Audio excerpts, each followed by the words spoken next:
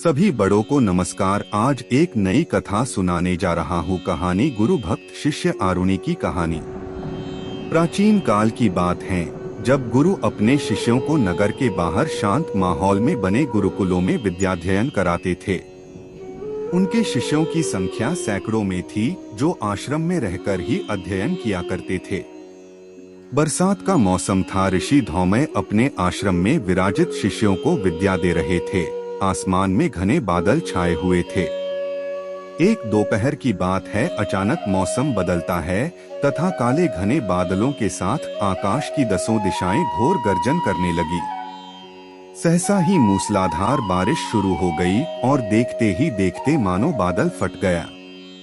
चारों ओर जल ही जल का सागर हो गया। गुरुजी थोड़ी चिंता में बोले, इतनी बारिश आज से पूर्व कभी न हुई थी। कुछ देर ऐसे ही मूसलाधार बारिश होती रही तो खेत की मेड़ इतना दबाव न झेल पाएगी और सारी फसल तबाह हो जाएगी।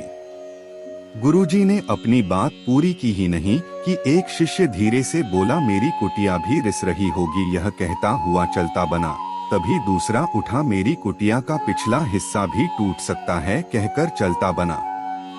इस तरह किसी ने कपड़ों का बहाना किया तो किसी ने, और कुछ कहते हुए सभी गुरुजी की कुटिया से खिचकते बने। आरुणि अभी तक वहां शांत बैठा था, वह भी खड़ा हुआ और बोला, गुरुजी मुझे आज्ञा दीजिए, मैं खेत पर जाता हूं तथा बांध को पक्का कर देता हूं। गुरुजी ने कहते हुए आज्ञा दी कि भले ही कड़ी मेहनत करनी पड़े, मेड़ कमजोर मत बनाना। गुरुजी की आज्ञा पाकर वह तेजी से खेत की तरफ चल दिया। उसने वहां जाकर देखा तो खेत की मेड़ एक जगह से टूट चुकी थी। खेत का सारा पानी तेज गति से वहां बह रहा था। आरुणि उस टूटी मेड़ की जगह मिट्टी डाल डालकर थक गया, मगर तेज जल प्रवाह के आगे उसकी मेहनत काम नहीं आ रही थी। पानी उस रेत को बहाकर ले जा रहा था। गुरुजी की आज्ञा पालन करना जरूरी था, मगर कैसे वो इस बहते पानी को रोके तथा पक्का बांध बनाए। उन्हें यकायक एक विचार आया और बांध के टूटे हिस्से पर मिट्टी लाकर डालने की जगह वह स्वयं लेट गया। आखिर जलधारा को भी आरुणि की हट के आगे हार माननी पड़ी और खेत का बहता पानी रुक गया। पूरी रात बीत गई, मगर वह उसी अवस्था में बिना शरीर को हिलाए डुलाए वहां लेटा रहा। बारिश थम चुकी थी, भौर हुई। सभी शिष्य गुरु के समक्ष बैठकर अध्ययन में लग गए। आरुणि के नजर न आने पर गुरुजी ने चिंतित भाव से उसके बारे में पूछा तो एक शिष्य ने जवाब दिया, उसे कल दोपहर खेत की तरफ जाते हुए देखा था, उसके बाद वह कभी दिखाई नहीं दिया। किसी ने कहा वह अपनी कुटिया में सो रहा होगा। गुरुजी ने पता करने को भेजा तो वह कहीं नहीं मिला। गुरुजी अब किसी की न सुनकर खेत की तरफ चल पड़े और खेत के पास जाकर पुकारने लगे, आरुणि, आरुणि, बेटा आरुणि। मगर कोई जवाब नहीं मिल रहा था। वे खेत के चक्कर लगाने लगे।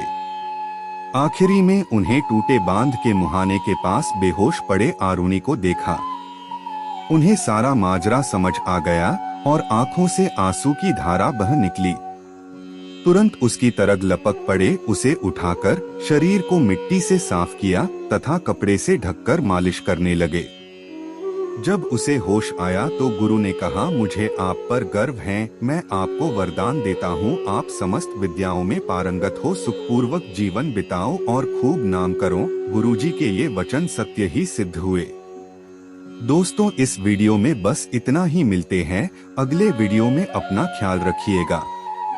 उम्मीद है कि आपको यह कहानी पसंद आई होगी। आपका कोई भी सुझाव है तो मुझे कमेंट में कह सकते हैं। कृपा करके आप मेरे चैनल को सब्सक्राइब करें और मेरी वीडियो को लाइक करें, ताकि मुझे धार्मिक वीडियो बनाने का हौसला मिलता रहे और आप सबका प्यार भी मिलता रहे। कृपा मेरे चैनल को सब्सक्राइब करें।